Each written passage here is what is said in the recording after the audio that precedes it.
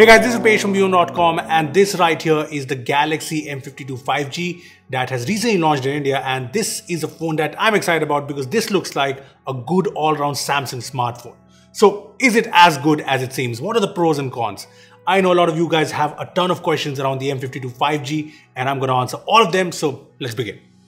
Okay, so this is the new Galaxy M52 5G, and I think the two big upgrades here are on the display and the processor front. Talking about the display first, the M52 has a 6.7-inch Super AMOLED Plus display. That's Full HD Plus, and it has the high 120Hz refresh rate. Now, specs-wise, this is very good, especially for its price, and it's not just numbers. I've only used the phone briefly, but the display in the real world looks good. It's a Samsung AMOLED panel, so it's nice and vibrant when it comes to colors. The blacks and contrast look great, and it's bright enough for outdoor usage.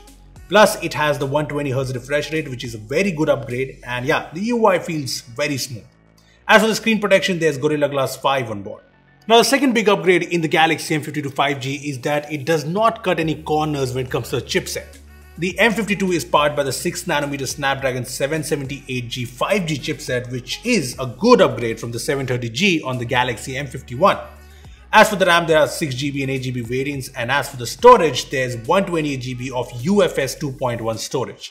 Now, I know there's a confusion among people about the storage type, and I have the phone and I can confirm it is UFS 2.1, as you can see. Here's also a storage speed test I did, and these speeds are UFS 2.1 speeds, not eMMC, so no problems here.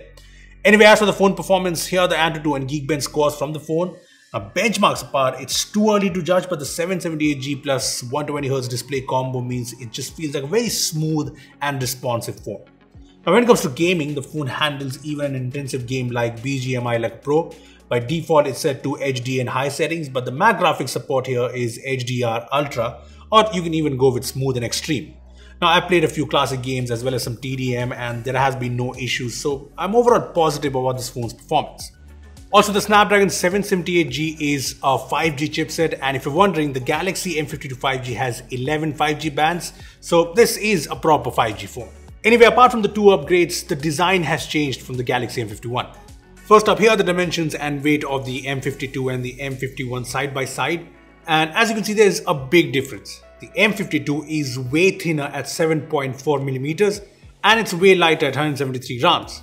Now, let me make this clear, like the Galaxy M51, the M52 comes with a polycarbonate back or glass stick, if you want to call it that. But yeah, I like the fact that it's not hefty as the M51. Now, I know the M52 has cut down the battery from 7000 mAh to 5000 mAh, and that's the reason it's so sleek and nice.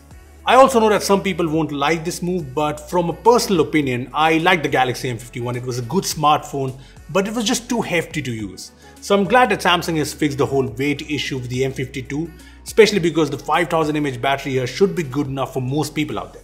Now, one thing that could have been better is the charging. The M52 actually supports 25-watt charging, but the bundle charger is a 15-watt adaptive charger, which takes a couple of hours to fully charge the phone. Apart from this, there are some key points to note on the design front. Now, first off, there is a micro SD slot in the phone, although in a hybrid sort of design. The fingerprint scanner is in the power button, but it's fast and nice. There's no headphone jack, and there's no IP rating if you're wondering. And as for the speakers, there's only a single speaker at the bottom, which is fairly loud, but yeah, I would have liked stereo speakers. Also, another thing to note here is that the Galaxy M52 box does not come with a case on it, so if you want to put a case, you'll have to buy it separately. Moving on to the cameras, they haven't changed much from the M51, and that's not a bad thing. Here are the specs, and I've been taking a few photos in both daytime and low light. And as you can see from the camera samples, the performance seems pretty good. See, I mostly like Samsung's camera optimization on budget phones and mid-range phones, and so far I like it here. The photos have nice colors, the dynamic range seems good, and even in low light, shots look very well exposed. So yeah, I'll be testing it out more, but so far I like the camera performance here. Lastly, there's the software. The M52 comes with One UI 3.1 on top of Android 11. And along with all the One UI features, the M52 also has the RAM Plus feature, which uses up to 4 gigs of storage as virtual RAM. The phone also has Samsung Pay support with NFC on board, which is great. There's the Alt-Z feature, which lets you switch between your personal and public space with a double click on the power button. Then there are all the privacy and security features that Samsung knocks. Now, these are all good features, and as for the pre-installed apps, there's a lot of them, as you can see, which is not a good thing, but you can uninstall each one of these, so yeah. Apart from this, when it comes to updates, Samsung has promised 2 years of major Android updates and 4 years of security patches, which is really good. Anyway, coming to the pricing of the M52 5G, the phone has launched in India at an effective price of Rs 23,499 for the 6 plus 128GB variant and 25,499 for the 8 plus 128GB variant with the introductory price, the bank offers and everything. Now, if you ask me my initial impressions of this phone, I'd say this is a phone that has some really good points. I mean, the display is good, it's Super AMOLED Plus with higher refresh rate, the performance seems solid and consistent so far, the cameras are good for the price range, and it has 11 5G bands. On the other hand, the phone has a 15-watt charger in the box and it only has a single speaker.